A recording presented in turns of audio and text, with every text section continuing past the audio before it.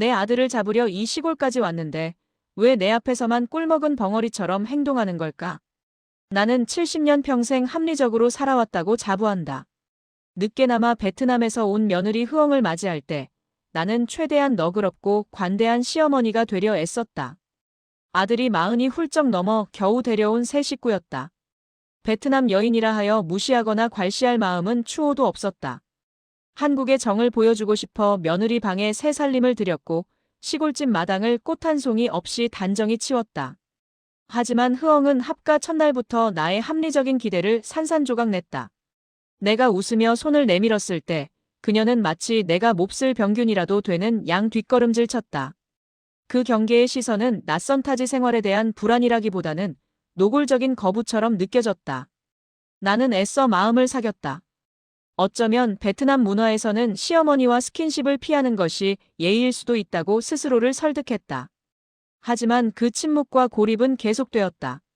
아들이 새벽에 직장에 나가고 나면 흐엉은 방 안에서 그림자처럼 숨어 지냈다. 내가 아무리 부엌에서 요란하게 움직이거나 사소한 집안일을 시켜보려 해도 그녀는 나오지 않았다.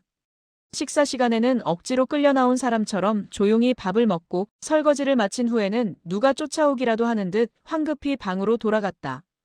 그 모습에서 가족이 되었다는 안정감은 전혀 읽을 수 없었다. 오히려 이 집에 일시적으로 숨어 지내는 사람 같았다. 나의 의심이 확신으로 변한 것은 그날 밤이었다. 잠자리에 들기 전 늘 그렇듯 마당을 둘러보고 있었다. 흐엉의 방 창문은 굳게 닫혀 있었지만 얇은 한지 문틈으로 그녀의 목소리가 새어나왔다. 그것은 내가 평소 그녀에게 들었던 서툰 한국어 혹은 짧은 베트남어 단발마가 아니었다. 쏟아져 나오는 말들은 마치 물이 흐르는 것처럼 유창하고 때로는 감정이 격해져 날카롭게 귓가를 찔렀다. 나는 그녀가 내 앞에서는 한국말을 잘 못하는 며느리라는 연기를 하고 있었다는 사실을 직감했다. 이 정도 유창한 베트남어로 대화를 나눌 정도의 지성이라면 간단한 한국어 대화는 충분히 가능해야 마땅했다. 하지만 그녀는 나를 만날 때마다 눈을 피하고 침묵했다. 그녀의 비밀스러운 통화 내용이 무엇이든 간에 나에게 숨긴다는 그 사실 자체가 나에게는 가장 큰 배신이었다. 나의 정성과 환대를 기만하고 이 집에서 몰래 무슨 일을 꾸미고 있는 것은 아닌가 하는 불안감이 합리적인 의문을 넘어선 망상으로 커지기 시작했다. 그녀의 유창한 모국어는 시어머니인 나를 향한 고의적인 언어적 벽이었다. 나는 며느리를 믿고 포용하려 했던 내 결정이 어쩌면 아들의 미래와 이 가정의 평화를 해치는 치명적인 실수가 될 수 있음을 직감했다. 나는 이제 그녀의 행동을 단순히 문화 차이로 치부할 수 없었다. 모든 막을 관통하는 갈등의 씨앗이 그녀의 침묵과 그 비밀스러운 통화에 뿌려졌다. 나의 불신은 더 이상 단순한 의문이 아니었다. 그것은 밤새 나를 괴롭히는 확신이었다. 며느리 흐엉은 나에게 한국말을 못한다고 숨기고 있다. 그 유창한 모국어의 대화 속에는 분명 이 가정에 대한 어떤 비밀이 숨겨져 있을 터였다. 나는 이 상황을 방치할 수 없었다. 아들이 늦은 나이에 얻은 가정을 지켜야 할 책임이 나에게 있었다. 아들이 출근한 뒤 나는 흐엉에게 조용히 말했다. 시골 이웃집에 갑자기 중요한 일이 생겨 몇 시간 다녀와야 할 것 같다고. 최대한 자연스럽게 둘러댔다. 흐엉은 내 말을 듣자마자 눈빛이 미묘하게 흔들렸지만 이내 고개를 숙이고 네, 어머니라고 짧게 대답했다. 나는 그 짧은 대답 속에서 그녀가 나를 보내기 위해 안도하고 있음을 느꼈다. 나는 이장댁으로 가는 길을 재촉하는 척하다가 마을 외곽의 밭으로 돌아섰다. 시골집 뒤쪽 아무도 지나다니지 않는 곳에 몸을 숨겼다. 숨이 막힐 듯한 긴장감 속에서 나는 시계만 바라보았다. 5분, 10분. 짧은 시간이 영원처럼 느껴졌다. 잠시 후 기대했던 대로 흐엉의 방문이 열리는 소리가 들렸다. 그녀는 마당과 대문 밖을 마치 스파이처럼 조심스럽게 살폈다. 내가 완전히 사라졌음을 확인한 후 그녀는 다시 방으로 들어갔다. 그리고 잠시 후 어둠 속에서 유일하게 그녀를 비춰주는 휴대폰 불빛과 함께 그녀의 목소리가 터져나왔다. 어제보다 더 길고 더 열정적인 대화였다. 나는 한국어를 아는 사람이었지만 베트남어는 단 한마디도 이해할 수 없었다. 그러나 언어가 아닌 감정은 분명하게 전달되었다. 그녀의 목소리에는 간절함, 때로는 격렬한 항변 같은 감정이 실려 있었다. 마치 이 한국의 시골집이 자신을 괴롭히는 감옥이라도 되는 양, 고향 사람들에게 그 고통을 호소하고 있는 것처럼 들렸다. 나는 무단으로 며느리의 사생활을 엿보는 행위가 옳지 않음을 알았다. 하지만 그 알 수 없는 언어가 만들어내는 불투명한 벽은 나의 합리성을 무너뜨렸다. 저렇게 유창한 언어를 구사하는 똑똑한 여성이 왜 나에게는 단 한마디의 진심도 보여주지 않는가? 나는 그녀의 유창함이 나의 불신을 더욱 키우는 증거라고 믿게 되었다. 결국 흐엉은 통화를 끝냈다. 그녀는 다시 한번 창밖을 살피고 모든 것이 평온한 것을 확인한 뒤에야 자리에서 일어났다. 나는 그녀가 혹시라도 눈치챌까봐 숨소리조차 내지 않고 한참을 밭속에 엎드려 있었다. 나는 집에 돌아와서도 아무 일 없었다는 듯 행동했다. 흐엉은 나를 보며 안도하는 듯 했지만 이내 평소처럼 무표정해졌다. 하지만 나는 이미 그녀의 비밀을 확인했다고 생각했다. 이 결혼과 동거는 순수한 사랑이나 가족을 이루려는 노력이 아니었다. 분명히 그녀가 숨기고 있는 어떤 목적이 있었고 그녀는 밤마다 그 목적을 위해 고향과 은밀하게 소통하고 있었다. 그 순간부터 나의 태도는 변했다. 나는 더 이상 그녀를 포용하려는 너그러운 시어머니가 아니었다. 나는 그녀의 수상한 행각을 감시하고 이 시골 가정을 지켜내야 할 경계자가 되었다. 이 조용한 시골집은 이제 며느리와 시어머니 사이에 알 수 없는 전쟁터가 될 참이었다. 흐엉의 비밀 통화를 목격한 후 나는 그녀의 모든 행동을 냉정한 감시자의 눈으로 관찰했다. 가장 나를 혼란스럽게 만든 것은 그녀의 언어 능력이었다. 어느 날 시골집에 방학을 맞아 내려온 이웃집 대학생 손녀와 흐엉이 마당에서 우연히 마주쳤다. 그 학생은 서양의 외국어를 전공하는데 흐엉에게 자연스럽게 그 언어로 말을 걸었다. 나는 숨어서 그들의 대화를 지켜보았다. 흐엉은 내 앞에서와 완전히 다른 사람이었다. 그녀는 주저함 없이 그 학생과 유창하게 대화를 주고받았다. 발음도 정확했고 문장 구조도 능숙했다. 웃음소리까지 섞여 두 사람은 잠시 동안 매우 즐거운 대화를 나누었다. 나의 내면은 격렬하게 요동쳤다. 아들의 돈으로 외국 유학까지 다녀왔다는 사실을 알고 있었기에 그녀가 그 외국어를 유창하게 구사하는 것은 합리적이었다. 그러나 이해할 수 없는 모순이 존재했다. 그렇게 뛰어난 언어 구사 능력을 가진 사람이 왜 시어머니인 나에게는 서툰 한국말만을 고집하는가? 한국어와 그 외국어의 언어 계통이 다르다 해도 유창한 언어를 배울 수 있는 지성을 가진 사람이 며칠 만에 간단한 한국어 존댓말조차 익히지 못한다는 것은 거짓말처럼 느껴졌다. 나는 그녀가 한국말을 못하는 것이 아니라 나에게는 의도적으로 안 하는 것이라 판단했다. 시어머니인 나를 존중할 필요를 느끼지 못하거나 혹은 나에게서 거리를 두기 위해 의도적으로 언어의 벽을 치고 있는 것이 분명했다. 어쩌면 내가 듣지 못하는 외국어로 나에 대한 불평이나 비밀을 털어놓고 있을지도 모른다는 의심까지 들었다. 결국 나는 흐엉에게 그녀가 외국어를 유창하게 구사함에도 불구하고 왜 어머니에게는 존댓말이 어려운지 직접 물었다. 그녀는 그 질문에 당황한 듯 얼굴이 붉어졌지만 이내 눈을 내리깔고는 한국어가 정말 어렵다는 말로 대답을 회피했다. 그녀의 그 태도는 나에게 진심 어린 사과가 아니었다. 그것은 나는 당신과 소통할 의무가 없다는 조용하고 교묘한 통보처럼 느껴졌다. 그날 이후 나는 흐엉의 한국어 실력에 대한 언급을 피했다. 대신 그녀의 모든 서툰 존댓말과 어색한 호칭을 나를 무시하는 고의적인 증거로 기록하기 시작했다.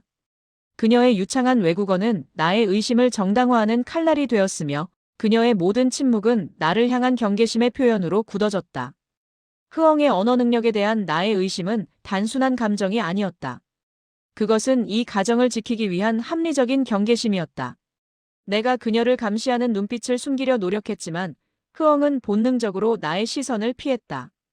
그녀의 행동은 더욱 은밀해졌고 나는 그녀의 비밀스러운 움직임을 확인하려는 의무감에 사로잡혔다. 며칠 후 나는 우연히 아들과 흐엉의 대화를 엿듣게 되었다. 아들은 평소와 달리 목소리를 낮추고 약간의 짜증을 섞어 흐엉에게 무언가를 묻고 있었다. 나는 흐엉이 금전적인 문제로 친정으로 거액을 송금했다는 사실을 알게 되었다. 액수는 시골 가게에서 감당하기에는 결코 적지 않은 돈이었다. 아들은 송금 사실 자체보다도 자신과 상의 없이 일이 진행된 것에 대해 불만을 표출하는 듯했다. 하지만 흐엉은 베트남어로 길게 무언가를 설명했고 아들은 결국 체념한 듯 한숨을 쉬었다.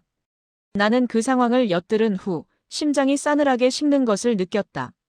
며느리가 자신의 결혼 생활 자금을, 그것도 상당한 액수를 시어머니나 남편에게 단 한마디 상의 없이 친정으로 보냈다는 것은 시골의 정서와 나의 가치관으로는 도저히 용납될 수 없는 일이었다. 남편과 상의하지 않은 독단적인 재정 행위는 이미 가족 공동체라는 개념을 무시하는 행동이었다. 나는 이 송금 문제를 단순한 며느리의 실수로 치부할 수 없었다. 그녀는 유학까지 다녀왔고 영어를 유창하게 구사할 만큼 지적인 사람이었다. 그런 사람이 결혼 후 살림을 시작하면서 남편의 수입에 해당하는 거액을 마음대로 처리했다는 것은 그녀에게 이 결혼 생활의 재정이 공동의 자산이 아닌 일방적인 획득물로 여겨지고 있다는 명백한 증거였다. 나의 합리적인 의심은 이제 국제 결혼 사기라는 극단적인 방향으로 치닫기 시작했다. 그녀가 한국말을 숨기고 비밀스럽게 통화를 한 모든 행동이 이 거액의 송금을 위한 사전 작업이 아니었을까? 그녀가 남편의 경제력을 이용해 친정의 어려운 사정을 해결한 후 결국에는 이 가정을 버리고 도망칠 계획을 세우고 있는 것은 아닐까? 나는 아들을 늦게나마 장가 보냈다는 안도감 대신 아들의 모든 재산과 미래가 베트남에서 온 며느리에게 농락당하고 있다는 불안감에 휩싸였다. 나는 아들에게 이 문제에 대해 물었다. 아들은 어색하게 웃으며 어머니, 빚 갚는 돈입니다. 걱정 마세요라고 둘러댔다. 하지만 그 어색한 표정과 확신 없는 목소리는 아들 또한 이 상황을 완벽하게 통제하거나 이해하지 못하고 있음을 보여주었다. 오히려 아들이 며느리의 행동을 숨기려 한다는 의심까지 더해져 나는 아들 부부 모두에게 불신을 갖게 되었다. 결국 나는 며느리의 행동을 더 이상 방치할 수 없다고 결론지었다. 이 송금은 단순한 돈 문제가 아니라 이 시골 가정을 파괴하려는 흐엉의 의도를 드러낸 결정적인 증거였다. 나는 이제 며느리를 감시하는 것 외에도 아들의 재산을 보호하고 이 결혼의 진정한 목적이 무엇인지 뿌리까지 파헤쳐야 할 의무를 느꼈다. 나의 포용심은 차가운 경계심으로 완전히 변질되었다. 거액 송금에 대한 의혹은 내 마음속에 독처럼 퍼져나갔다. 나는 며느리의 모든 행동을 가정을 위협하는 징후로 해석하게 되었고 그럴수록 흐엉은 더욱 방 안으로 숨어들었다. 냉랭한 공기가 시골집을 감쌌지만 나는 내가 정당한 의심을 하고 있다고 믿었기에 물러설 수 없었다. 며칠 동안 흐엉은 밥상 앞에서 눈에 띄게 소극적이었다. 나는 아들의 입맛에 맞춘 시골 음식을 준비했지만 흐엉은 젓가락을 들었다 놓았다 할 뿐이었다. 나는 그녀에게 식욕이 없는지 물었지만 그녀는 고개를 저으며 잘 먹고 있다는 취지로 대답할 뿐이었다. 그러나 그녀의 밥그릇은 거의 그대로 남아 있었다. 문제는 그 다음 날 터졌다. 아들이 출근한 후 나는 흐엉에게 식사를 차려주려 했지만 그녀는 속이 좋지 않아 괜찮다는 이유로 단호하게 거절했다. 나는 걱정하는 척하며 밥이라도 먹어야 한다고 권했지만 그녀는 단지 물만 마셨다. 하루를 넘기고 이틀째 되던 날 나는 더 이상 그녀의 행동을 단순한 식욕 부진으로 볼 수 없었다. 흐엉은 내 눈을 똑바로 바라보며 밥상을 거부했다.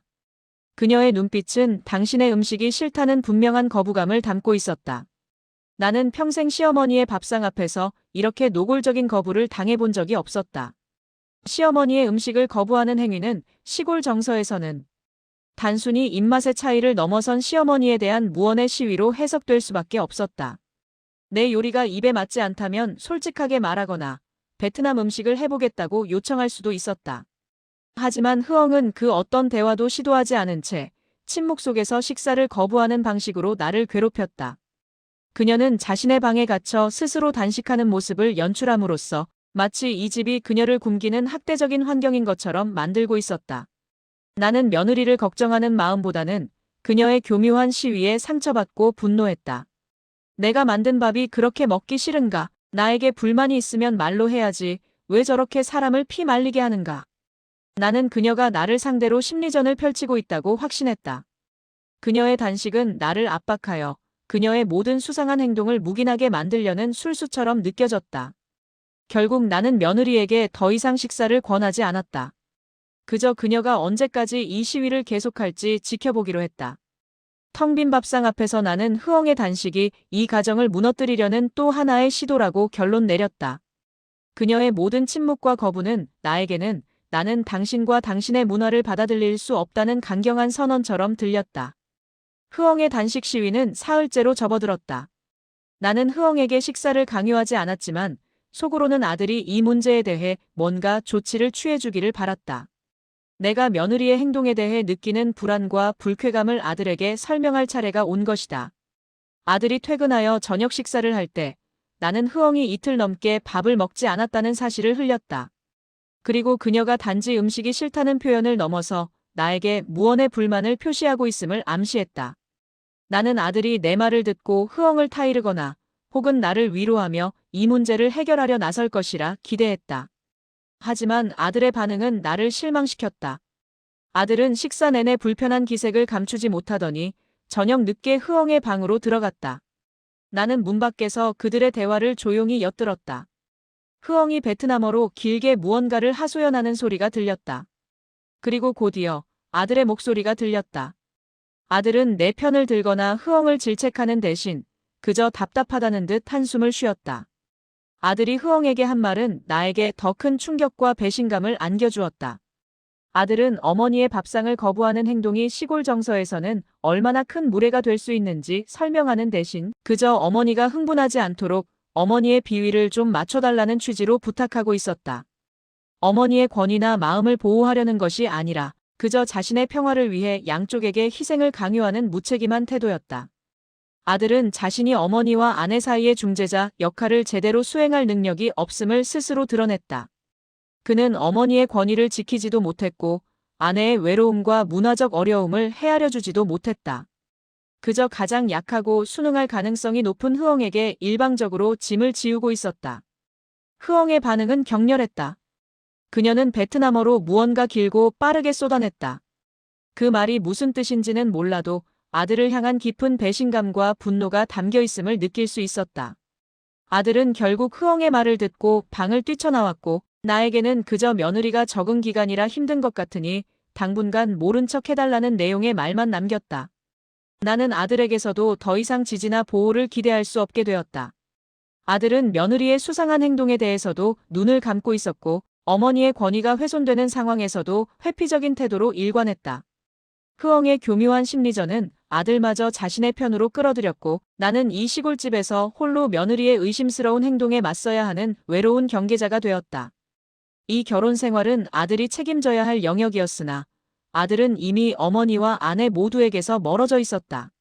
아들의 방관 이후 나의 고립감은 더욱 심해졌다. 집안에서는 흐엉의 침묵과 나의 경계가 팽팽하게 맞섰고 집 밖에서는 시골 마을 특유의 폐쇄적인 시선이 나를 압박했다. 흐엉은 여전히 밥상을 거부했고 나는 더 이상 그녀에게 식사를 권하지 않았다. 며칠 후 동네 이장이 우리 집을 찾아왔다. 그는 며느리를 걱정하는 척하며 조심스럽게 입을 열었다. 내용은 흐엉의 행동에 대한 것이었다. 밤늦은 시간에 며느리가 알 수 없는 행동을 한다는 것이었다.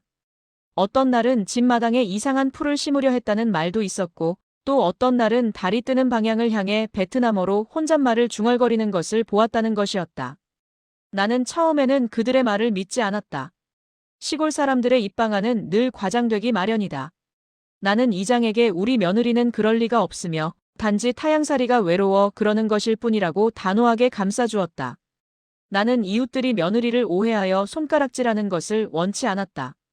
내 아들의 가정이 이웃들에게 험담의 소재가 되는 것도 견딜 수 없었다. 하지만 이장의 말과 다른 이웃들의 수군거림은 나의 이미 골마버린 의심을 다시 자극했다. 이웃들이 며느리의 행동을 묘사할 때 사용한 단어들은 수상하다, 무섭다, 미신을 믿는 것 같다는 종류였다. 그들의 눈에는 흐엉의 문화적 행동들이 이 시골 마을의 질서를 해치는 불순한 행위로 비치고 있었다. 나는 겉으로는 며느리를 감쌌지만 속으로는 이웃들의 말에 대한 합리적인 의문을 지울 수 없었다. 왜 그녀는 밤에만 그런 행동을 하는 것일까? 왜 낮에는 단 한 번도 시어머니에게 자신의 문화를 설명하거나 이해를 구하려 하지 않는 것일까? 그녀의 침묵과 은밀함이 결국 이 모든 오해를 낳고 있었다. 나는 며느리가 그저 자신의 수상한 행동을 숨기기 위해 언어와 소통을 거부하고 있다고 확신하게 되었다. 마을 사람들의 시선은 나에게도 향했다. 그들은 며느리가 이상한 행동을 하는데도 시어머니인 내가 가만히 있는 것을 이해하지 못했다. 내가 며느리를 제대로 통제하지 못하고 있다는 일종의 비난이었다. 나는 이제 이웃들의 시선으로부터 며느리를 보호해야 하는 동시에 며느리의 행동이 더 큰 화를 부르기 전에 감시하고 제지해야 하는 이중적인 압박감에 시달리게 되었다. 이 시골은 며느리의 은밀한 행동과 이웃들의 감시가 만들어낸 차가운 감옥이 되어가고 있었다. 나는 내 아들의 가정을 지키기 위해 며느리의 행동을 더 이상 눈감아줄 수 없다고 결론지었다. 마을 사람들의 수군거림은 나에게 며느리의 행동을 더 이상 좌시할 수 없다는 일종의 경고가 되었다. 나는 흐엉이 밤중에 몰래 하는 행동들이 이웃들에게 발각되어 이 집안의 불명예를 안기기 전에 그녀의 수상한 행위를 중단시켜야 한다고 판단했다. 나의 의심은 이제 가정을 지키려는 절박한 사명감으로 변질되어 있었다. 며칠 후 아들이 출근한 대낮이었다. 나는 마당에서 시래기를 다듬고 있었는데 흐엉의 방 쪽에서 이상하고 낯선 향이 강하게 풍겨왔다. 그 냄새는 우리 집에서 흔히 맡을 수 있는 향이 아니었다. 이웃들이 말했던 수상한 냄새가 바로 이것이었을까? 나는 불안감에 사로잡혀 조용히 흐엉의 방문 앞에 다가섰다. 방문 틈으로 안을 들여다보니 흐엉은 방바닥에 작은 상을 차려놓고 있었다. 그 상 위에는 베트남에서 가져온 듯한 낯선 모양의 과일 몇 개와 알 수 없는 모양의 종이들, 그리고 향을 피워놓은 작은 그릇이 놓여 있었다. 흐엉은 그 상 앞에 무릎을 꿇고 앉아 내가 제이막에서 들었던 것처럼 유창하고 간절한 베트남어로 중얼거리고 있었다. 그녀의 눈가에는 눈물이 맺혀 있었다. 나는 순간적인 충격과 함께 격렬한 분노를 느꼈다. 우리 집은 정통 시골 유교 집안이었다. 조상을 섬기는 방식은 오직 한국식 제사뿐이었다. 그런데 며느리가 시어머니 몰래 이 집안에, 그것도 자신의 방에 알 수 없는 재물을 차려놓고 있었다. 나는 이것이 이웃들이 말했던 미신적 행위이며 이 집안의 잡귀를 들이고 가문의 질서를 어지럽히는 불순한 행위라고 단정했다. 나는 이성적인 판단을 잃고 방문을 열어젖혔다. 흐엉은 화들짝 놀라 눈물 범벅인 채로 상을 가리려 했다. 나는 흐엉의 베트남식 추모가 진정한 효심에서 비롯된 것일 수도 있다는 합리적인 생각조차 할 수 없었다. 내 눈에는 오직 며느리가 이 가정을 해치려 비밀스러운 의식을 치르고 있다는 망상만이 가득했다. 나는 흐엉에게 고함을 치며 당장 그 낯선 물건들을 치우라고 명령했다. 흐엉은 내 분노 앞에서 겁에 질려 떨면서도 베트남어로 무언가 애절하게 호소했다. 나는 그 호소가 자신을 변명하려는 거짓말이라고 치부하고 상위의 물건들을 쓸어 담아 바깥으로 던졌다. 낯선 종이들이 마당에 나뒹굴었고 알 수 없는 향내가 사그라들었다. 흐엉은 내가 버린 물건들을 쫓아 마당으로 뛰쳐나왔다. 그녀는 눈물을 흘리며 바닥에 떨어진 향을 주웠고 나에게서 등을 돌린 채 베트남어로 서럽게 울부짖었다. 나는 그녀의 울음소리가 자신에게 가해진 모욕에 대한 분노가 아니라 자신의 비밀스러운 의식이 파괴된 것에 대한 억울함이라 해석했다.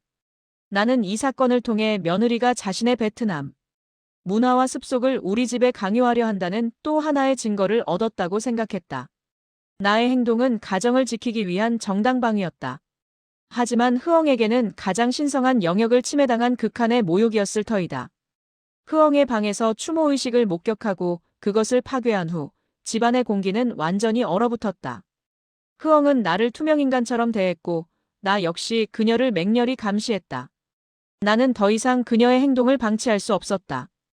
그녀의 모든 은밀한 행동은 휴대폰, 즉 고향과의 통신수단에서 시작된다고 확신했다. 그녀가 내 앞에서 한국말을 숨기고 비밀스러운 모의를 하며 가정을 파괴하려는 시도를 막기 위해서는 그 수단부터 없애야 했다. 아들이 출근한 후 나는 흐엉이 마침 마당에서 빨래를 널고 있는 틈을 타 재빨리 그녀의 방으로 들어갔다. 내 행동이 옳지 않다는 것을 알았지만 아들을 지켜야 한다는 강박이 나를 움직였다. 나는 흐엉의 작은 책상 위 베트남어 교재 옆에 놓여있던 그녀의 휴대폰을 발견했다. 그것은 그녀가 이 집에서 유일하게 외부와 소통하는 창구였고 동시에 나와 아들에게는 비밀을 숨기는 검은 상자였다. 나는 주저없이 그 휴대폰을 손에 넣었다.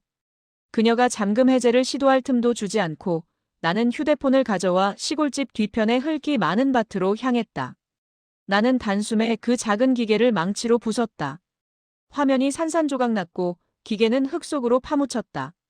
그 행위는 나에게 해방감보다는 내가 얼마나 극단적인 상황에 내몰렸는지를 보여주는 씁쓸한 증거였다.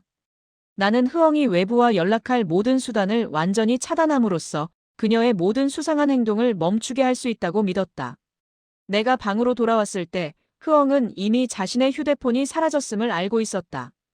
그녀는 얼굴이 새파랗게 질린 채 내 앞에 서 있었다.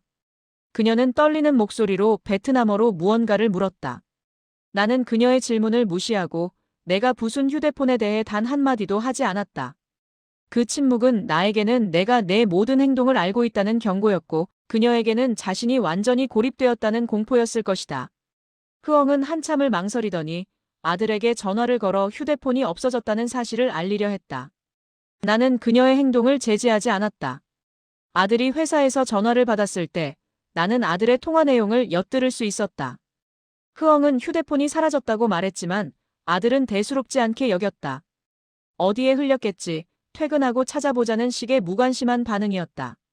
나는 아들의 무능함에 다시 한번 실망했지만 동시에 흐엉이 아들에게마저 휴대폰이 왜 사라졌는지 그 이유를 솔직하게 말하지 못하고 있음을 확인했다. 그녀는 여전히 아들에게도 무언가를 숨기고 있었다. 휴대폰 파괴라는 극단적인 조치를 통해 나는 며느리의 모든 소통 통로를 끊었고 그녀의 고립은 이제 시어머니의 통제하에 들어갔다. 이제 그녀는 이 집에서 나의 감시 아래에서 벗어날 수 없었다. 며느리의 휴대폰을 부수고 묻어버린 후 나는 잠시 동안의 평온함을 얻었다. 고향과의 비밀스러운 통화는 끊겼고 며느리는 이전보다 더 조용하고 무기력해졌다. 하지만 그녀의 침묵은 나의 의심을 완전히 해소시키지 못했다. 나는 여전히 흐엉이 이 결혼의 목적을 위한 어떤 증거물을 숨기고 있다고 확신했다. 나의 감시는 더욱 노골적이고 집요해졌다. 나는 며느리가 방을 비울 때마다 그녀의 사적인 공간을 훑었다. 베트남어로 된 낡은 교재, 서툰 글씨로 쓰인 한국어 연습장. 그 모든 것이 나의 눈에는 이중적인 삶을 위한 도구처럼 보였다. 그리고 마침내 나는 그녀가 가장 소중히 숨기고 있는 물건을 발견했다. 그것은 며느리가 베트남에서 가져온 듯한 작고 낡았지만 자물쇠가 단단히 채워진 나무 상자였다.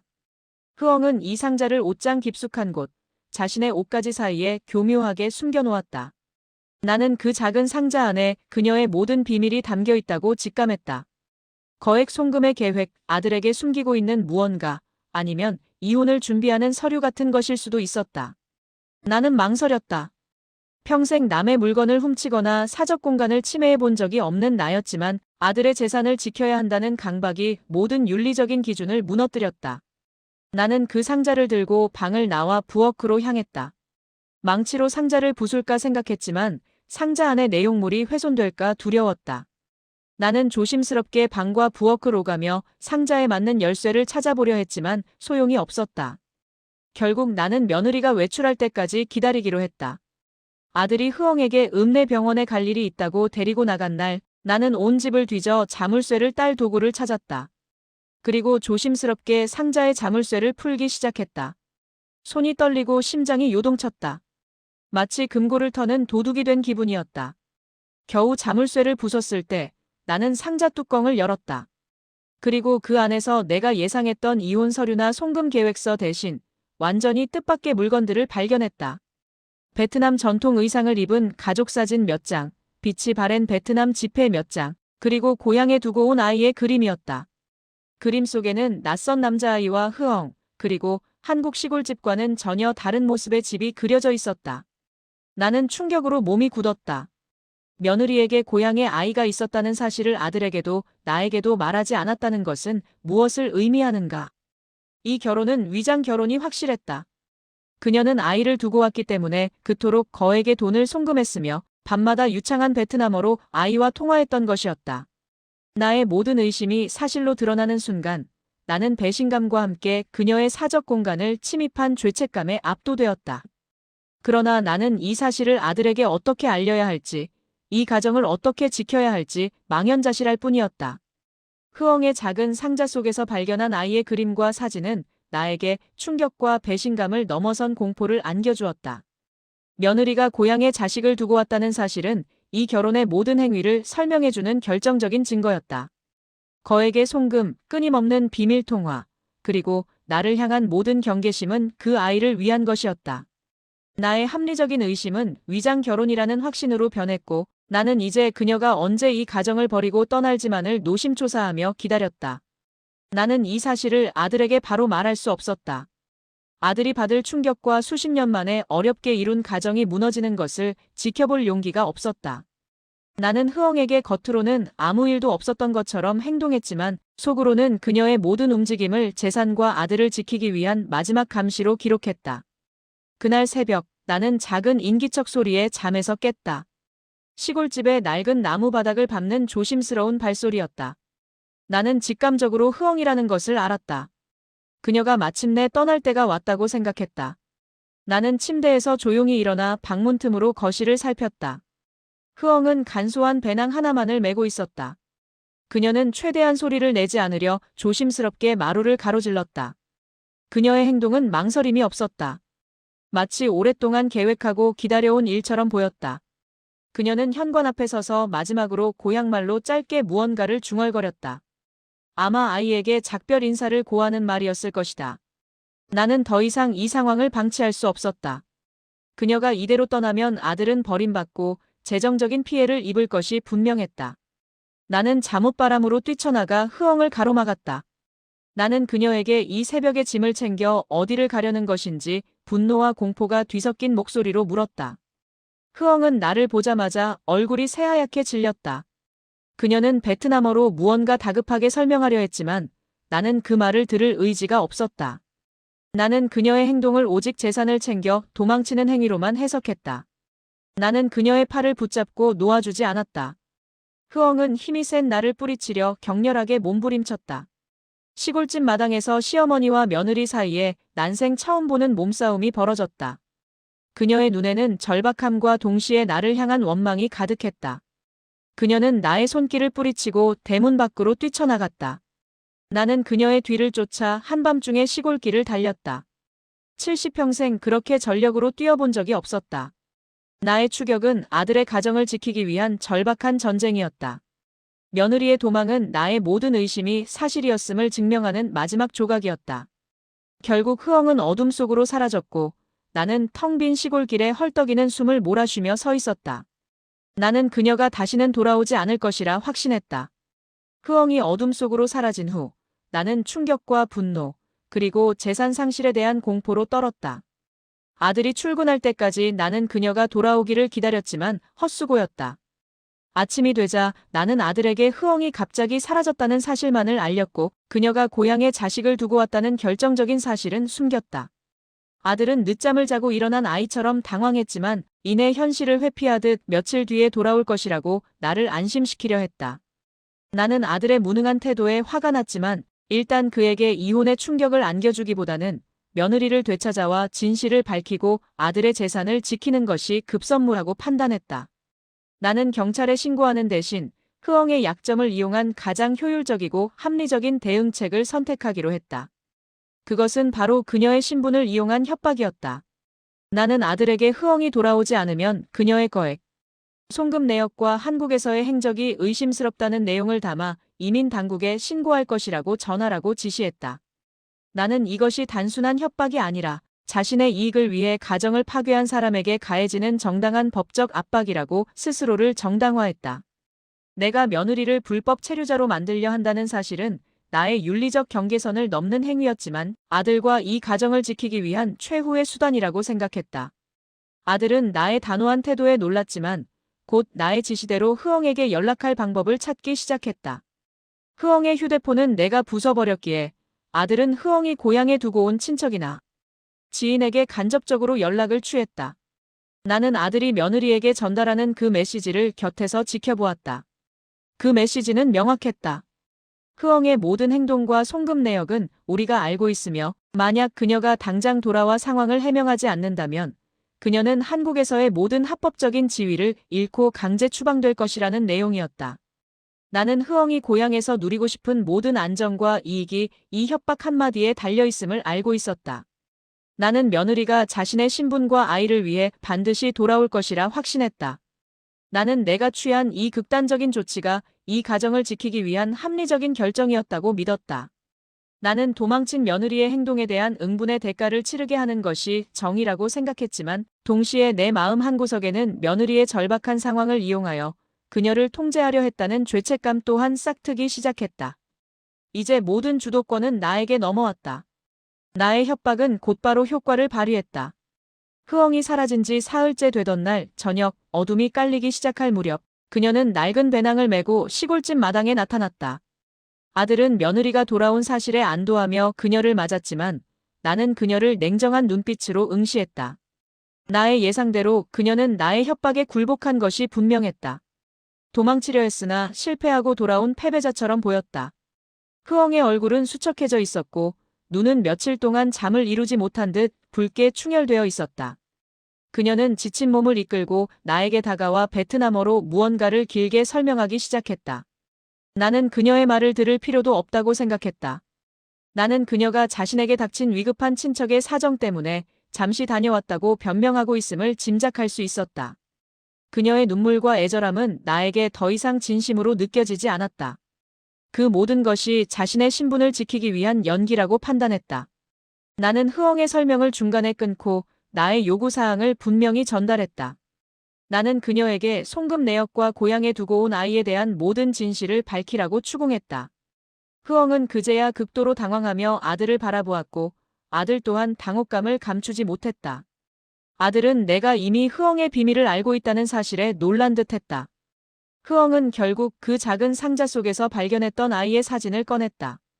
그녀는 눈물을 흘리며 고향의 아이와 친척에게 위급한 일이 생겨 급히 다녀올 수밖에 없었으며 휴대폰이 부서져 연락할 방법이 없었다고 설명했다. 그녀의 설명은 논리적으로 그럴듯했지만 나는 그 모든 것을 아이의 존재를 이용하여 자신의 행동을 정당화하려는 교묘한 술책이라 여겼다. 아들은 흐엉의 사정을 듣고 그녀를 감싸려 했지만 나는 아들을 막았다. 나는 이 결혼의 근본적인 목적이 무엇이었는지, 그리고 그녀가 얼마나 많은 돈을 친정으로 빼돌렸는지 명확하게 밝혀야만 그녀를 믿을 수 있다고 단호하게 선을 그었다. 나는 흐엉이 돌아온 것은 자신의 가족을 지키기 위해서이지 나에게 용서를 구하기 위해서가 아님을 알고 있었다. 흐엉은 나의 냉랭한 태도와 계속되는 추궁 앞에서 결국 절망하는 듯했다. 그녀는 더 이상 항변하지 않고 조용히 자신의 방으로 돌아갔다. 나는 그녀의 자발적인 귀가가 결국 나의 합리적인 협박이 성공했음을 보여주는 증거라고 믿었지만 동시에 그 아이의 사진을 볼 때마다 며느리가 겪었을 고통에 대해 아주 미세한 연민이 생기기도 했다. 하지만 나는 그 연민이 아들의 가정을 지키는 나의 임무를 방해하게 두지 않기로 결심했다. 흐엉이 돌아온 후에도 집안의 긴장은 더욱 팽팽해졌다. 나는 흐엉의 모든 해명을 위장 결혼을 숨기려는 거짓말로 치부했고 그녀는 나의 냉대와 감시 속에서 완전히 침묵으로 일관했다. 아들은 우리 사이에서 아무런 중재도 하지 못하고 회피하는데 급급했다. 나는 아들의 재산을 지키고 그녀의 진정한 의도를 파헤쳐야 한다는 강박감에 시달렸고 흐엉은 자신의 비밀이 탄로난 상황에서 절망감과 분노를 숨기고 있었다. 나는 며칠 동안 밤잠을 설쳤다. 흐엉이 언제 다시 도망칠지, 아들의 재산에 또 어떤 손해를 입힐지, 그 불안감이 나를 짓눌렀다. 70이 넘은 나이에 감당하기 힘든 스트레스였다. 나는 이 모든 상황이 며느리의 거짓된 행동에서 비롯되었다고 생각했기에 나의 신경쇠약과 불안을 며느리 탓으로 돌리는 것이 당연했다. 그날은 아침부터 햇볕이 뜨거웠다. 나는 밭에 나가 잡초를 뽑고 있었다. 며느리에게는 집안일을 시키지도 않았다. 그녀의 모든 움직임이 수상했기 때문에 차라리 내가 직접 일하는 것이 마음 편했다. 뙤약볕 아래서 낫을 들고 허리를 굽히고 있는데 갑자기 머리가 핑 돌고 온몸에 힘이 빠져나가는 것을 느꼈다. 평소 고혈압 증세가 있었지만 최근에 극심한 스트레스가 결국 몸에 무리를 준 것이 분명했다. 순간 시야가 흐려지면서 나는 밭고랑 위로 쓰러졌다. 정신을 차릴 수 없을 만큼 현기증이 심했고 숨을 쉬기조차 어려웠다. 나는 아들에게 도움을 청해야 했지만 마침 아들은 출근했고 집에는 흐엉 혼자 있었다. 나는 흐엉에게 도움을 요청해야 한다는 생각과 그녀가 나를 발견하고도 모른 척할지도 모른다는 공포 사이에서 괴로워했다. 내가 쓰러진 것을 그녀가 보고도 방관한다면 나의 모든 의심이 사실로 증명되는 것일 터였다. 나는 힘겹게 신음소리를 냈고 흐엉이 마침 창밖으로 이 광경을 보았는지 밭으로 뛰어왔다. 그녀는 내가 쓰러진 모습을 보고 잠시 망설이는 듯했지만 이내 나에게 달려와 나를 부축하려 했다. 나는 그녀의 손길을 거부하고 싶었지만 몸이 움직이지 않았다. 그녀의 얼굴에는 당황함과 함께 알 수 없는 절박함이 스쳐 지나갔다. 의식을 완전히 잃기 직전 나는 흐엉이 휴대폰도 없는 상황에서 급히 이웃집으로 달려가 도움을 요청하는 모습을 보았다. 그녀가 나를 버리지 않고 도와주려 한다는 사실에 아주 작은 안도감이 들었지만 곧 이내 나는 모든 것을 그녀의 위선이라고 단정했다. 자신에게 씌워진 가정을 파괴하려는 며느리라는 오명을 벗기 위한 연기일 뿐이라고 생각하며 나는 완전히 의식을 잃었다. 나의 쓰러짐은 며느리와의 기나긴 긴장을 폭발시키는 결정적인 사건이었다. 내가 정신을 차렸을 때 나는 시골 병실에 누워 있었다. 아들은 직장에서 급히 달려왔는지 초췌한 얼굴로 내 옆에 앉아 있었다. 그리고 놀랍게도 흐엉 역시 내 곁을 지키고 있었다. 아들이 밥을 먹으러 잠시 자리를 비운 사이 흐엉은 극진한 정성으로 나를 간병하기 시작했다. 그녀의 행동은 내가 이제껏 겪어온 흐엉과는 완전히 다른 모습이었다. 그녀는 내 이마에 땀을 닦아주었고 시골 병원의 딱딱한 베개 대신 자신이 덮고 온 얇은 이불을 접어 내 목 아래에 받쳐주었다. 베트남에서 가져온 듯한 향이 약하게 나는 작은 물수건으로 내 손발을 조심스럽게 닦아주기도 했다. 그녀의 손길은 정성스러웠고 그 눈빛에는 진심으로 나를 걱정하는 듯한 애처로움이 담겨 있었다. 하지만 나는 그녀의 모든 행동을 냉정하게 관찰했다. 이것은 그녀의 진심일 리가 없었다. 그녀는 내가 쓰러지는 바람에 도망칠 기회를 놓쳤고 이제는 자신의 신분과 아이의 존재에 대한 의혹을 희석시키기 위해 연기를 하고 있다고 판단했다. 그녀의 극진한 간병은 나에게 씌워진 악한 며느리라는 오명을 벗기 위한 치밀하게 계산된 가식처럼 느껴졌다. 내가 물이 마시고 싶다는 신호를 보내자 그녀는 재빨리 물을 떠와 내 입에 대주었다. 물을 마시는 동안에도 나는 그녀의 눈을 피하지 않고 마주보았다. 그녀의 눈빛은 불안했지만 나를 향한 어떤 악의도 읽을 수 없었다. 그러나 나는 그 애처로운 눈빛마저도 며느리가 나를 독살하려 했다는 망상을 피하려는 죄책감의 연장이라고 해석했다. 흐엉은 아들에게 내 간병을 맡기지 않고 자신이 모든 일을 처리했다. 그녀는 베트남식으로 끓인 듯한 죽을 병실에 가져와 나에게 권했다. 나는 거부하려 했지만 아들이 억지로 먹여서 몇 술을 떴다. 그 죽은 내가 평소 먹던 음식과는 달랐지만 몸이 허한 나에게는 이상하게도 편안하게 느껴졌다. 나는 병실에 누워 숨 쉬는 것조차 그녀의 통제 아래 있는 것 같은 기분을 느꼈다. 며느리가 나를 살리려 했다는 사실을 인정하고 싶지 않았다. 그녀의 헌신적인 간병은 나를 구원하는 행위가 아니라 나의 의심을 더욱 굳히게 만드는 교활한 술책일 뿐이라고 믿었다. 며느리는 헌신하고 있었지만 나는 그 헌신 뒤에 숨겨진 진실을 파헤쳐야 한다는 강박을 버릴 수 없었다. 이 순간 그녀가 나를 살리는 것이 나중에 이 가정을 더 크게 파괴하기 위한 발판이 될 수도 있다고 생각했다. 나는 병상 위에서 며느리의 모든 움직임을 냉혹하게 감시하는 경계자의 역할을 놓을 수 없었다. 며느리의 의도치 않은 간병 속에서도 나의 의심은 한치도 물러서지 않았다. 병실에 누워있는 내내 나는 그녀의 행동이 자신의 죄책감을 씻으려는 연기라고 믿었다. 의사로부터 퇴원해도 좋다는 말을 들은 후 나는 며느리에게 그동안 품어왔던 모든 의혹을 터뜨릴 기회를 노렸다. 아들이 잠시 서류 때문에 병원 창고를 비운 사이 흐엉이 다시금 내 몸을 부축하려 다가왔다. 나는 그녀의 손길을 거부하며 몸을 일으켰다. 그리고 낮은 목소리지만 분명한 어조로 그녀를 추궁했다. 나는 그녀에게 내가 나를 혼자 두고 새벽에 도망치려 했던 일, 그리고 고향의 아이를 숨긴 채 이 결혼을 이용하려 했던 모든 사실을 알고 있다고 말했다. 나는 이 모든 상황이 너의 기만적인 행동 때문에 벌어졌으며 내가 쓰러진 것도 너의 잦은 거짓말과 불안한 행동 때문이라고 몰아붙였다. 흐엉은 나의 갑작스럽고 노골적인 질책에 충격을 받은 듯 몸을 떨었다. 그녀의 눈에 다시금 눈물이 고였지만 이번에는 애처로움보다는 깊은 억울함과 분노가 느껴졌다. 그녀는 나의 말을 이해한 듯 이내 격앙된 목소리로 베트남어를 쏟아내기 시작했다. 그녀는 손짓까지 섞어가며 무언가를 격렬하게 항변했다. 그녀의 말은 매우 빨랐고 감정이 격해져 숨소리까지 거칠었다. 나는 그녀의 말을 전혀 이해할 수 없었지만 그 고조된 억양과 날카로운 표정은 나에게 모욕적으로 들렸다. 내 판단으로는 자신이 발각되자 시어머니에게 베트남어로 욕설을 퍼붓거나 자신의 행동을 합리화하며 나를 비난하는 것 외에 다른 이유가 있을 수 없었다. 나는 병실이라는 공적인 장소에서 며느리가 나에게 언어폭력을 가하고 있다고 확신했다. 그녀는 여전히 자신의 죄를 인정하지 않고 오히려 나를 공격하고 있었다. 때마침 아들이 병실로 돌아왔다. 아들은 어머니와 아내가 얼굴을 붉히고 격렬하게 대치하고 있는 상황에 당황했다. 나는 아들에게 며느리가 자신을 도망치려 했던 사실에 대해 사과는커녕 오히려 외국어로 나에게 소리를 지르고 있다고 호소했다. 아들은 나에게 흥분하지 말 것을 요청했지만 흐엉에게도 자제하라는 듯한 제스처를 취했다. 흐엉은 아들에게까지 이해받지 못하자 더욱 절망적인 표정을 지었다. 그녀는 아들에게도 베트남어로 길게 무언가를 말했지만 아들 역시 그 내용을 정확히 이해하지 못하는 듯 보였다. 아들은 결국 이 상황을 무마하기 위해 흐엉에게 잠시 자리를 피하라는 취지의 말을 건넸다. 그 순간 나는 아들이 내 편을 들어 며느리를 질책했다고 생각했지만 흐엉의 표정은 남편에게 가장 큰 배신감을 느낀 사람의 그것이었다. 이 병실에서의 대치는 며느리가 이 가정을 떠나야 할 결정적인 이유를 제공했다. 병원에서의 대치 이후 아들은 혼란스러워하는 것이 분명했다.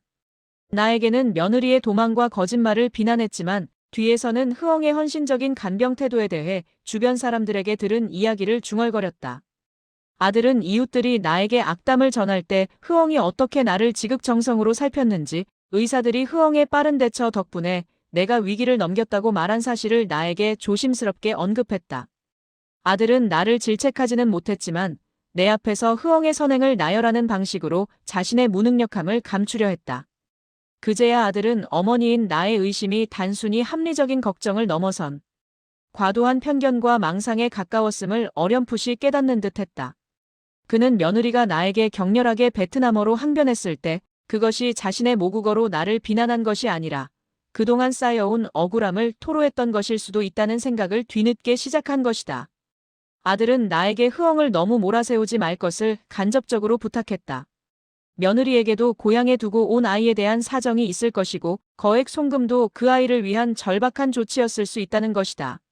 아들은 이제야 비로소 어머니인 나의 권위 뒤에 숨는 대신 아내의 입장을 조금이라도 이해하려 노력하는 모습을 보였다. 하지만 그 깨달음은 너무나 늦어버렸다.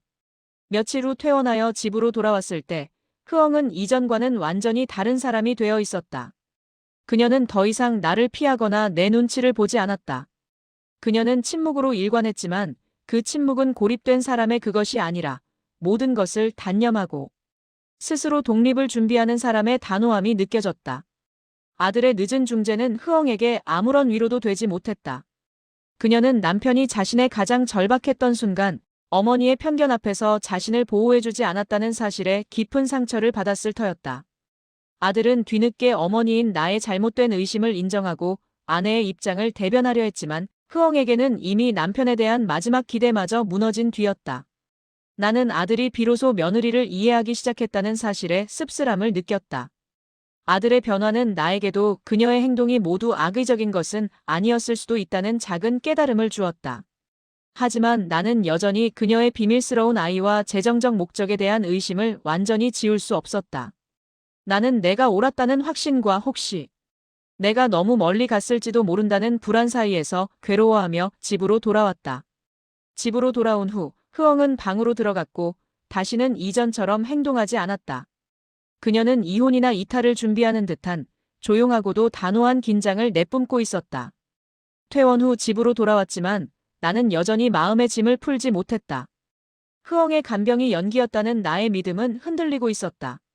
아들이 흐엉의 헌신적인 행동에 대해 이야기할 때마다 나는 나의 의심이 얼마나 냉혹하고 편협했는지 인정해야 할 것 같은 불안감에 시달렸다. 나는 여전히 그녀를 경계했지만 이전처럼 노골적으로 추궁할 용기는 나지 않았다. 며칠 후 나는 병원비를 정산하기 위해 아들과 함께 다시 읍내 병원을 찾았다.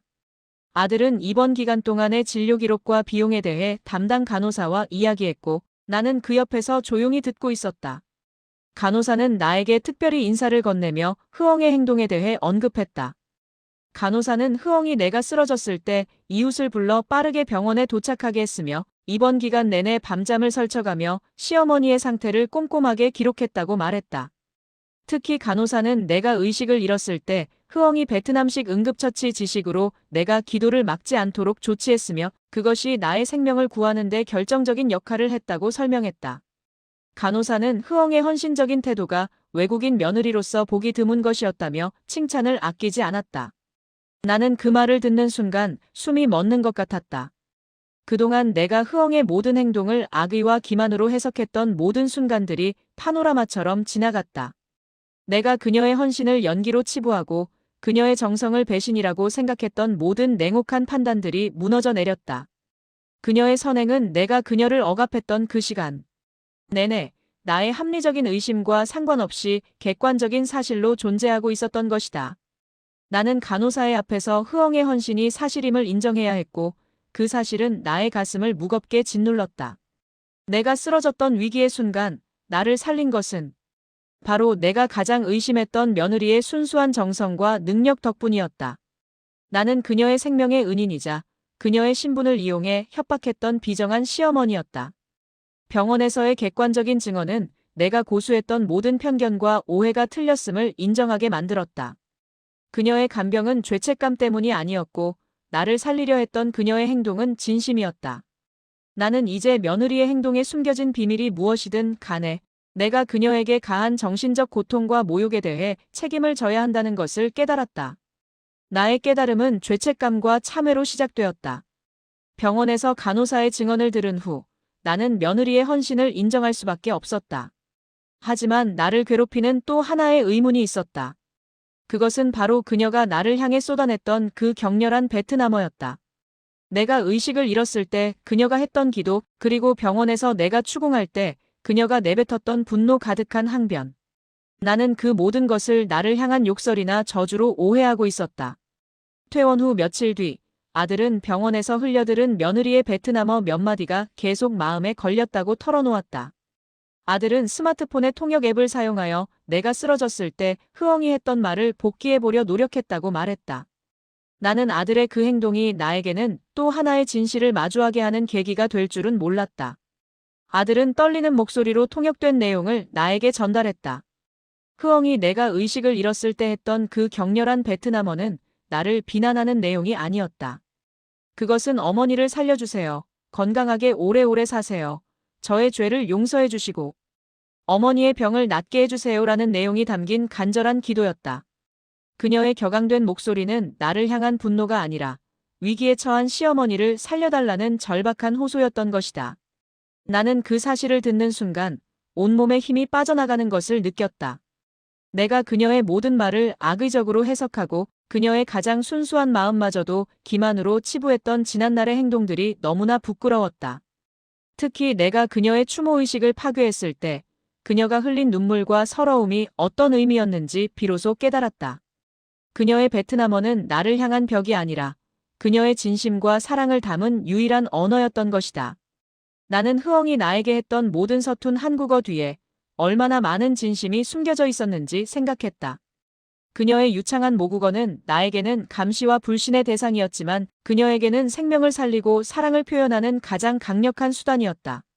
오해의 근원이었던 베트남어가 이제는 사랑의 언어로 재해석되는 순간이었다. 나는 더 이상 며느리의 송금 문제나 아이의 존재를 그녀의 악의적인 목적으로 의심할 수 없었다. 그녀의 모든 행동은 나를 해치기 위함이 아니라 타향에서 자신의 가족을 지키기 위한 필사적인 노력일 뿐이었음을 인정해야 했다. 나는 이제 그녀에게 진심으로 참회하고 사과할 용기를 내야만 했다. 며느리가 나에게 했던 모든 베트남어 기도의 진심을 확인한 후 나는 깊은 고독과 참회에 빠졌다. 내가 스스로 합리적이라고 믿었던 모든 의심과 판단이 사실은 문화적 편견에서 비롯된 잔혹한 폭력이었음을 깨달았다. 내가 며느리에게 행한 모든 비인간적인 행동들이 내 마음을 짓눌렀다. 나는 그녀의 휴대폰을 부수어 고립시키고 그녀의 사적인 물건이 담긴 상자를 억지로 열어보았다. 가장 신성했을 그녀의 추모의식을 더럽히고 결국 그녀의 절박함을 이용하여 신분상의 약점을 가지고 협박까지 했다. 나의 모든 행동은 아들의 가정을 지키려는 방어 행위가 아니라 며느리의 인격을 말살하고 그녀의 삶을 파괴하려 했던 행위였다. 나는 그녀가 내 곁에서 했던 헌신적인 간병조차도 연기라고 치부하며 그녀의 가장 순수한 마음마저 짓밟았다. 그녀가 베트남어로 나에게 살려달라고 기도할 때 나는 그 기도를 욕설로 오해하며 그녀에게 소리를 질렀다. 나는 그녀에게 생명의 은혜를 입었음에도 불구하고 그녀에게 돌려준 것은 오직 차가운 불신과 모욕뿐이었다. 밤마다 나는 잠을 이룰 수 없었다. 내가 흐엉에게 가했던 모든 무례함과 냉대가 며느리의 눈물과 겹쳐 보였다. 특히 그녀가 고향 아이의 사진을 보여주며 절규했을 때 나는 그 절박한 모성애마저도 위장 결혼의 도구로 해석했다. 나는 그녀의 가장 근본적인 인간적 감정인 모성까지 부정했다. 나는 내 자신에게 깊은 죄책감을 느꼈다. 평생을 성실하게 살아왔다고 자부했던 나의 삶이 결국 타인에게 가장 비정하고 편협한 악행을 저지른 결과로 돌아왔다. 나는 며느리에게 진심으로 사과해야 한다는 것을 알았지만 그동안 내가 그녀에게 저지른 죄가 너무 커서 선뜻 그녀의 얼굴을 마주할 용기가 나지 않았다. 흐엉은 여전히 집안에 있었지만 우리 사이에는 거대한 침묵의 벽이 세워져 있었다. 그 벽은 이제 내가 세운 것이 아니라 그녀가 나를 향해 쌓아 올린 마지막 방어선이었다. 나는 그 침묵 속에서 나 홀로 깊은 고통을 감수하며 참회의 시간을 보내야 했다. 내가 그녀에게 용서를 구하려면 먼저 내 마음속의 오랜 편견과 교만을 완전히 꺾어야만 했다. 나의 깨달음은 늦었지만 이제라도 진정한 포용으로 나아가야 할 때였다. 참회에 잠긴 채 며칠을 보냈지만 내 마음속의 벽은 쉬이 허물어지지 않았다.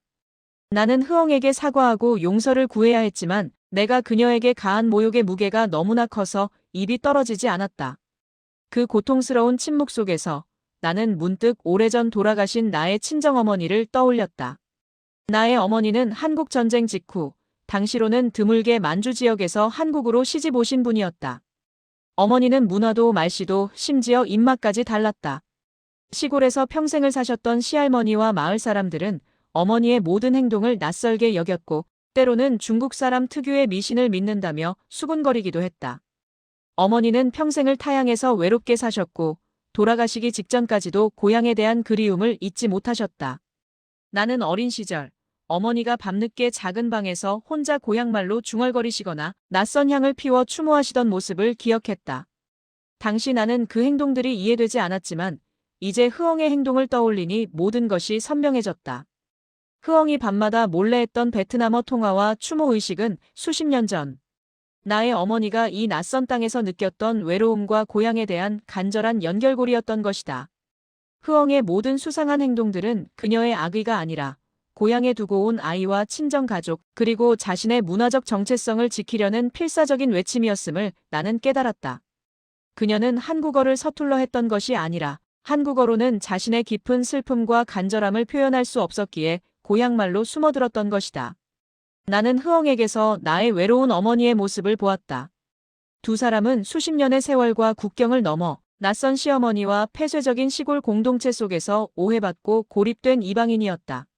내가 며느리를 오해하고 괴롭혔던 모든 순간들은 사실은 나의 어머니가 겪었던 고통을 내가 며느리에게 대물림하고 있었다는 잔혹한 진실을 깨닫게 했다.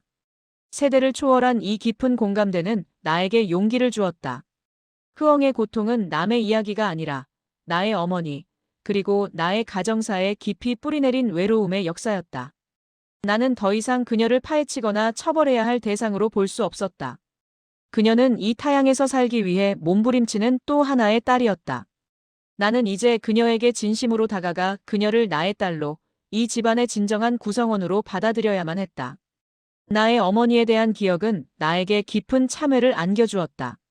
나는 흐엉에게 사과할 기회를 찾고 있었지만 그녀의 단호한 침묵은 나에게 먼저 다가올 기회를 허락하지 않았다. 그때 아들이 시청에 다녀와서 뜻밖의 이야기를 꺼냈다. 아들은 며느리가 가출했다 돌아온 후 그녀의 행적에 대해 걱정되어 몰래 알아보고 있었다고 고백했다.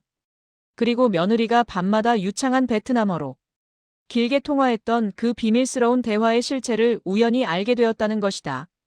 아들의 말은 내가 흐엉에게 품었던 가장 큰 오해를 완전히 깨부수는 내용이었다. 흐엉이 밤마다 몰래 했던 그 유창한 베트남어 통화는 친정과의 은밀한 모의나 불만 토로가 아니었다. 그것은 다문화 가정을 위한 긴급 통역 및 상담 전화 봉사 활동이었다. 흐엉은 외국어 대학을 다니며 배운 통역 실력과 유창한 베트남어, 그리고 내가 모르는 또 다른 외국어 능력까지 활용하여 밤늦게까지 도움이 필요한 베트남 이주민들을 돕고 있었던 것이다. 나는 그녀의 유창한 외국어 능력이 나를 무시하기 위한 무기라고 생각했지만 사실은 그녀가 타향해서 자신의 재능을 이웃들에게 나누는 헌신적인 봉사였다. 그녀가 나에게 한국말을 유창하게 쓰지 않았던 이유는 밤샘 봉사로 인해 피곤했거나 혹은 자신이 돕는 일이 이 집안에 알려져 또 다른 오해를 살까 두려워했던 것일 수도 있었다. 그녀는 스스로 독립적인 삶의 가치를 창조하고 있었던 것이다. 나는 내가 흐엉에게 얼마나 큰 죄를 저질렀는지 다시 한번 통감했다. 그녀의 가장 빛나는 재능과 선행을 나는 가장 악의적인 비밀로 치부했다.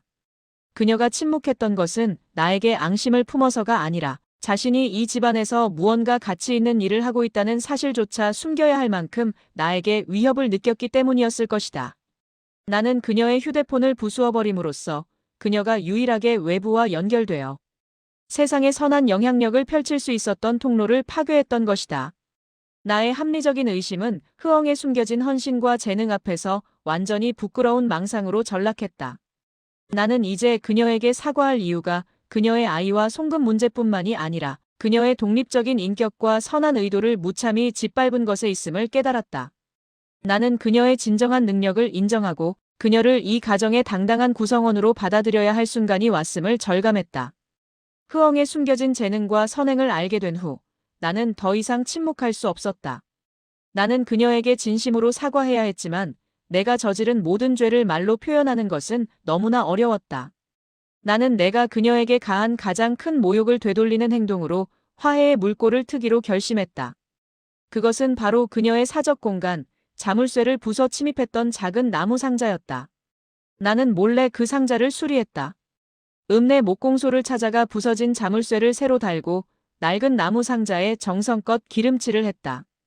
그 상자는 내가 며느리의 가장 깊은 비밀을 파헤치려 했던 나의 죄악의 증거였지만 이제는 그녀의 사적인 영역을 존중한다는 나의 다짐을 담은 상징이 되어야 했다. 수리가 끝난 상자를 들고 나는 흐엉의 방으로 향했다. 그녀는 나를 보자마자 긴장하며 자리에서 일어났다. 나는 아무 말도 하지 않고 수리가 완료된 상자와 새 자물쇠의 열쇠를 그녀의 손에 조용히 쥐어주었다. 나의 이 행동은 내가 그녀의 사생활을 침범했던 과거의 잘못을 인정하고 이제부터는 그녀의 모든 비밀과 영역을 존중하겠다는 침묵의 사과였다. 흐엉은 상자와 열쇠를 번갈아 바라보며 눈물을 글썽였다.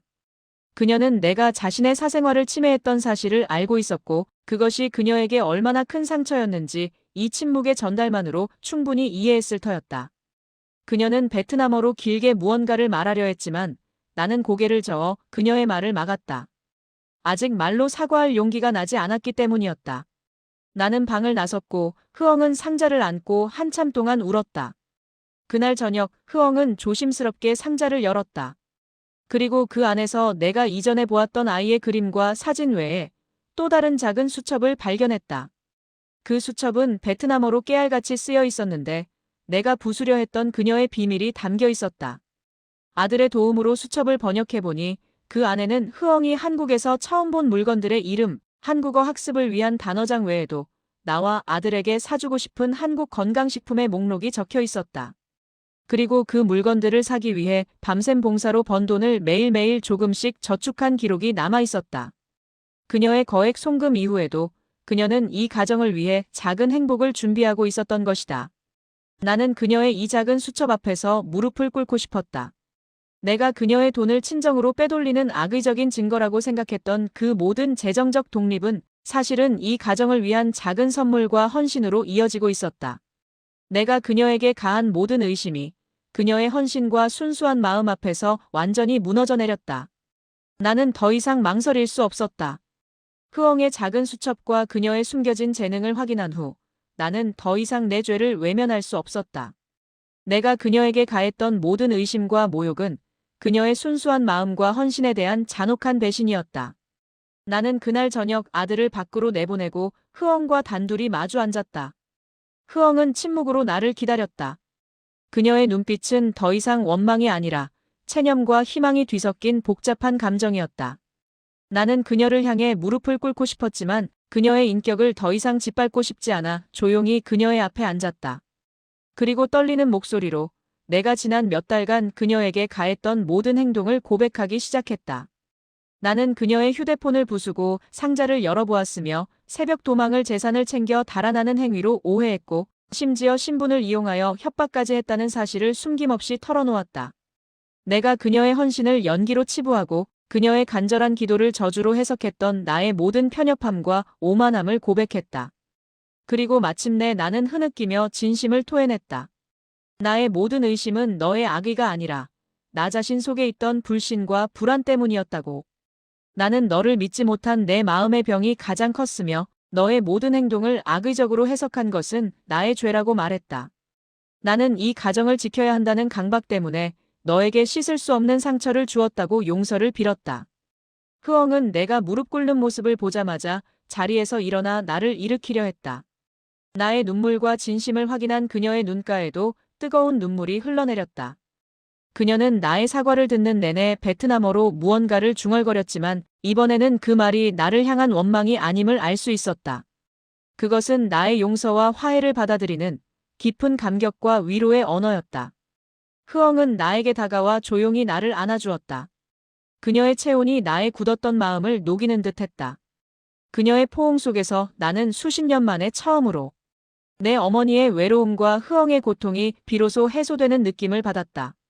그녀는 나에게 자신의 문화와 언어를 이해하지 못한 나의 잘못을 용서한다고, 그리고 자신 역시 시어머니에게 솔직하게 말하지 못한 잘못이 있었다고 말했다. 우리는 말보다 눈물과 체온으로 서로의 진심을 확인했다. 그녀의 눈물은 내가 그녀에게 가한 모든 고통의 끝이었으며 나의 눈물은 나의 편견과 오해의 끝이었다. 나는 이제 흐엉을 며느리가 아니라 내 마음속 깊이 품어야 할 딸로 받아들일 수 있었다.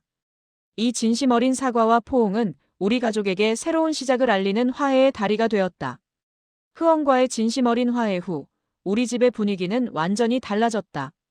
얼어붙었던 침묵은 온기로 바뀌었고 경계심은 서로에 대한 깊은 이해와 존중으로 대체되었다. 나는 흐엉에게 사적인 공간 침해와 신분 협박에 대한 나의 죄책감을 거듭 표현했고 그녀는 매번 괜찮다고 답하며 나의 상처까지 보듬어주려 했다. 나는 이제 더 이상 흐엉의 행동을 감시하지 않았다. 그녀의 모든 행동은 나에게 신뢰와 사랑의 표현으로 다가왔다. 아들에게도 그동안 내가 며느리에게 행했던 모든 의심과 모욕을 솔직하게 털어놓았다. 아들은 어머니의 참회에 눈물을 흘렸고 자신이 중재자 역할을 제대로 하지 못한 점에 대해 깊이 사과했다. 우리 세 사람은 비로소 진정한 의미의 가족 공동체를 이루게 되었다. 나는 흐엉의 숨겨진 재능, 즉 그녀의 통역 봉사 활동을 적극적으로 지지하기 시작했다. 읍내시청을 찾아가 다문화 가정지원센터 관계자들을 만났고 흐엉이 가진 유창한 외국어 능력이 시골 지역의 이주 여성들에게 얼마나 큰 도움이 될 수 있는지 설명했다. 나는 흐엉이 휴대폰을 잃어버려 봉사를 중단했다는 사실을 알고 새 휴대폰을 사주며 그녀의 활동을 재개할 것을 권유했다. 흐엉은 나의 지지 속에서 다시 활기를 되찾았다. 그녀는 낮에는 시골 살림을 나와 함께 배우고 저녁에는 봉사활동을 재개했다. 나는 그녀의 활동을 위해 방 한쪽을 작은 통역 사무실처럼 꾸며주었다. 나는 이제 그녀의 유창한 베트남어가 나를 불안하게 하는 소리가 아니라 우리 지역사회를 돕는 아름다운 목소리로 들렸다.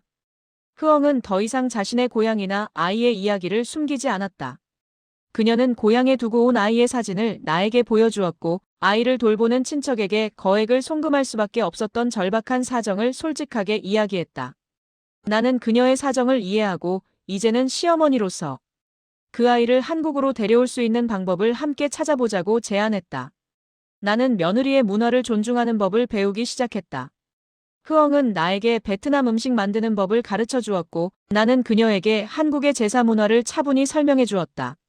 우리는 서로의 차이를 이해하고 보듬으며 이 시골집을 국경을 초월한 포용의 공간으로 만들어갔다.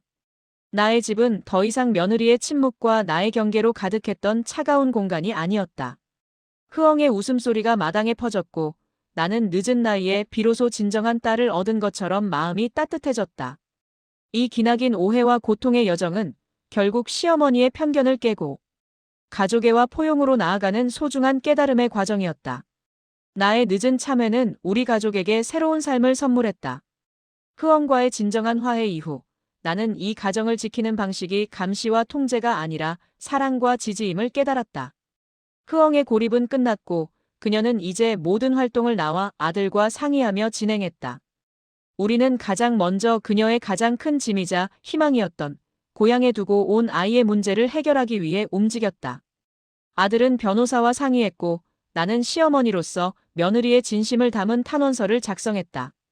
내가 그녀에게 가했던 모든 오해와 그로 인해 생긴 고립의 과정까지 솔직하게 털어놓았다. 나는 며느리가 한국에서의 안정적인 가정을 위해 얼마나 헌신했는지, 그리고 이 가정이 아이에게 얼마나 필요하고 따뜻한 보금자리가 될 수 있는지 호소했다. 나는 며느리를 의심했던 과거와 달리 이제는 그녀의 가장 큰 조력자가 되었다. 읍내 다문화 지원센터를 찾아가 그녀의 봉사활동이 공식적으로 인정받을 수 있도록 도왔고 그녀의 한국어 공부를 돕기 위해 매일 아침 함께 신문을 읽었다. 이제 흐엉은 서툰 한국어 뒤에 숨지 않았다. 그녀는 잘못된 발음이라도 당당하게 자신의 의견을 이야기했고 나는 그 용기를 진심으로 칭찬했다. 몇 달의 노력 끝에 우리는 아이를 한국으로 데려올 수 있는 희망적인 소식을 들었다. 아이가 한국에 와서 엄마와 함께 살 수 있게 되었다는 소식이었다. 흐엉은 그 소식을 듣자마자 나를 껴안고 기쁨의 눈물을 흘렸다. 그녀의 눈물은 그동안 그녀가 겪었던 모든 고난과 절망이 해소되는 치유의 눈물이었다. 나는 그 눈물 속에서 내가 그동안 그녀에게 가했던 모든 고통이 조금이나마 상쇄되기를 간절히 바랐다. 나는 당장 며느리의 방을 정리하기 시작했다. 아이가 올 공간을 마련하고 시골집 마당에 작은 놀이터를 만들었다. 흐엉이 외로움 때문에 숨어 지냈던 그 방이 이제는 아이의 웃음소리로 채워질 희망의 공간이 되는 것이다. 마을 사람들의 수군거림도 잦아들었다. 흐엉이 다문화 지원센터에서 봉사활동을 하며 이웃들을 돕고 있다는 소식이 알려지자 사람들은 그녀를 더 이상 수상한 이방인으로 보지 않았다. 그녀의 유창한 외국어는 이제 시골 마을의 자랑이 되었다. 이 모든 변화는 내가 며느리를 의심하는 대신 그녀의 진심을 믿는 작은 용기에서 시작되었다. 이 시골집은 이제 편견과 오해로 얼룩진 과거를 딛고 사랑과 포용, 그리고 희망이라는 이름으로 채워진 진정한 가족의 집이 되었다. 마침내 흐엉의 아들이 한국으로 오는 날이 되었다. 나는 며느리와 아들과 함께 공항으로 향했다.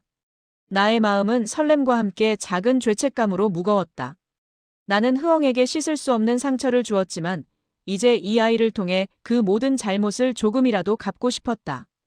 아이는 베트남에서 온 다른 아이들보다 조금 더 경계심이 많아 보였다. 낯선 한국 땅, 낯선 시골 할머니의 모습에 잔뜩 긴장해 있었다. 흐엉은 아이를 보자마자 눈물을 글썽이며 아이를 안았고 아이는 엄마의 품에서 비로소 안정을 찾는 듯했다. 나는 조심스럽게 아이에게 다가가 손을 내밀었다. 나는 아이에게 한국어로 할머니야, 잘 왔니라고 말하려 했지만 흐엉의 눈빛을 보고는 문득 깨달았다. 아이는 한국말을 모른다. 나는 아이가 이해할 수 있는 언어로 인사를 건네야 했다. 나는 통역 앱을 사용해 서툴지만 진심을 담은 베트남어로 아이에게 인사를 건넸다. 아이는 할머니가 자신의 말로 인사를 건네는 모습에 놀라더니 이내 작은 미소를 지었다. 집으로 돌아온 후 시골집은 이전과는 완전히 다른 생명력으로 가득 찼다. 아이는 낯선 환경에 빠르게 적응하려 노력했고 흐엉은 아이의 웃음 덕분에 더욱 활기찬 모습이었다. 나는 아이에게 한국의 문화를 가르치는 동시에 흐엉에게 아이에게 필요한 베트남식 음식을 해줄 것을 부탁했다. 아이가 고향의 맛을 잊지 않도록 배려하는 것이 나의 새로운 임무가 되었다. 나는 이제 흐엉의 봉사활동을 자랑스럽게 여겼다. 그녀가 밤마다 다문화 가정의 어려움을 통역하고 돕는 모습을 보며 나는 그녀가 이 시골 가정뿐 아니라 지역 사회에 없어서는 안 될 귀한 존재임을 확신했다. 마을 사람들도 흐엉과 아이를 따뜻한 시선으로 바라보기 시작했다. 나의 오해와 편견으로 얼룩졌던 이 집안의 이야기는 이제 이주 여성의 헌신과 시어머니의 뒤늦은 참회가 만들어낸 화합의 상징이 되었다. 나의 삶은 황혼기에 접어들었지만 며느리와 손주의 웃음소리 덕분에 새로운 봄을 맞이하는 것 같았다. 나는 더 이상 아들의 가정을 감시하는 경계자가 아니라 사랑과 포용으로 가족을 보듬는 진정한 어머니가 되었다.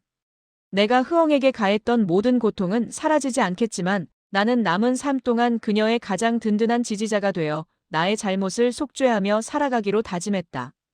이 시골집에는 이제 편견이 아닌 희망과 포용의 꽃이 피어나고 있었다. 흐엉의 아들이 우리 집에 온 후 가장 큰 변화는 아이를 매개로 나와 며느리 사이에 자연스러운 소통이 생겨났다는 점이다. 아이는 아직 한국어에 서툴렀고 나는 베트남어를 전혀 몰랐지만 우리는 손짓과 표정, 그리고 통역 앱을 사용해 소통했다. 나는 아이에게 한국의 오래된 동화나 노래를 가르쳐 주었고 흐엉은 아이에게 내가 이해하기 쉽도록 베트남 문화의 의미를 설명해 주었다. 나의 가장 큰 숙제는 아이에게 내가 그의 엄마에게 했던 모든 잘못을 조금이라도 보상하는 것이었다. 나는 아이가 한국 생활에 완전히 적응할 수 있도록 노력하는 동시에 아이의 고향 문화와 언어를 잃지 않도록 며느리의 노력을 적극적으로 지지했다. 나는 아이가 베트남어를 자랑스러워하도록 격려했고 흐엉에게도 아이 앞에서 베트남어로 자주 이야기해 줄 것을 부탁했다. 어느 날 아이가 학교에서 베트남의 전통 그림을 그려왔다. 아이는 나에게 그 그림에 담긴 의미를 베트남어로 설명했고 흐엉은 그 내용을 한국어로 통역했다. 아이의 그림 속에는 베트남의 뜨거운 햇살과 아름다운 논밭이 담겨 있었다. 그리고 그 그림 한 구석에는 시골집 마당에서 나에게 손을 흔들고 있는 자신의 모습이 있었다. 아이는 두 나라의 풍경을 하나로 이어 그리고 있었다. 그 모습을 보며 나는 깨달았다. 내가 과거 흐엉에게 가했던 모든 의심과 불신은 사실은 두 문화를 이어주는 다리가 될 수 있는 소중한 기회를 내가 스스로 막았던 행위였다. 이제 아이는 그 다리의 가장 중요한 연결고리가 되어주고 있었다. 나는 며느리와 아이가 각자의 문화를 자랑스럽게 생각하고 그것을 이 시골집에서 활짝 꽃피울 수 있도록 돕는 것이 나의 마지막 소명이라고 생각했다. 나는 며느리에게 베트남으로 돌아가지 않고 이 땅에 뿌리내릴 수 있는 강한 확신을 주어야 했다. 나는 그녀의 통역 봉사 활동이 더 커질 수 있도록 시청 관계자들과 계속 접촉했고 결국 그녀의 능력을 인정받아 지역 다문화센터의 정식 통역 강사로 채용되는데 일조했다. 흐엉은 이제 자신의 능력으로 이 땅에서 당당하게 설 수 있게 되었고 그녀의 자존감은 나날이 높아져갔다. 세대를 이어 흐르는 사랑과 문화의 이해는 나의 늦은 참회로 시작된 우리 가정의 가장 큰 축복이었다. 나는 며느리와 손주를 통해 진정한 포용의 의미를 배웠고 그 배움은 나의 남은 삶을 따뜻한 희망으로 가득 채웠다. 흐엉이 다문화센터의 정식 강사가 되고 아이가 시골 초등학교에 입학하면서 우리 가정은 완전한 평화와 안정 속에 들어섰다. 나의 불안과 의심은 완전히 사라졌고 그 자리는 며느리와 손주에 대한 깊은 사랑과 신뢰로 채워졌다. 나는 이제 며느리의 모든 행동을 가장 긍정적으로 해석하는 완전히 다른 시어머니가 되어 있었다. 나는 며느리를 위해 나의 평생 수건이었던 김장을 포기했다. 흐엉이 한국의 매운맛에 적응하기 힘들어하고 아이 또한 매운 김치를 잘 먹지 못했기 때문이었다. 대신 나는 흐엉에게 베트남식 김치인 짜티아와 비슷한 현지 음식을 만드는 법을 배웠다. 시골집 장독대에는 된장과 고추장 대신 낯설지만 향긋한 베트남식 장이 함께 숙성되기 시작했다. 나의 변화는 마을 사람들에게도 영향을 미쳤다. 이웃들은 더 이상 흐엉을 수상한 이방인으로 보지 않았다. 오히려 그녀의 통역 능력을 빌려 읍내볼일을 보거나 다문화 음식에 대한 조언을 구하러 우리 집을 찾았다. 우리 집은 이제 시골 마을에서 가장 개방적이고 현대적인 소통의 중심지가 되었다. 가장 감동적인 순간은 내가 며느리의 생일을 맞아 그녀를 위해 준비한 작은 잔치였다. 나는 아들과 함께 읍내 빵집에서 케이크를 사고 흐엉이 좋아하는 베트남식 음식을 정성껏 준비했다. 흐엉은 나의 진심 어린 축하와 포용의 눈물을 글썽였지만 그 눈물은 이제 슬픔이나 억울함의 눈물이 아니었다. 타향에서 비로소 자신이 온전히 받아들여졌다는 감격의 눈물이었다. 흐엉은 잔치 자리에서 나에게 진심을 담아 한국어로 감사하다는 말을 건넸다. 그녀의 한국어는 여전히 유창하지 않았지만 그 단어 하나하나에는 진정한 사랑과 존경이 담겨 있었다. 나는 그녀의 서툰 한국어 속에서 내가 그녀에게 바랐던 모든 진심을 발견했다. 그녀가 한국어를 못했던 것이 아니라 나를 향한 마음을 온전히 담을 만큼 한국어를 깊이 배우는데 시간이 필요했을 뿐이었다. 나는 이 모든 오해와 갈등이 결국 나 자신의 편견에서 비롯되었음을 다시 한번 깨달았다.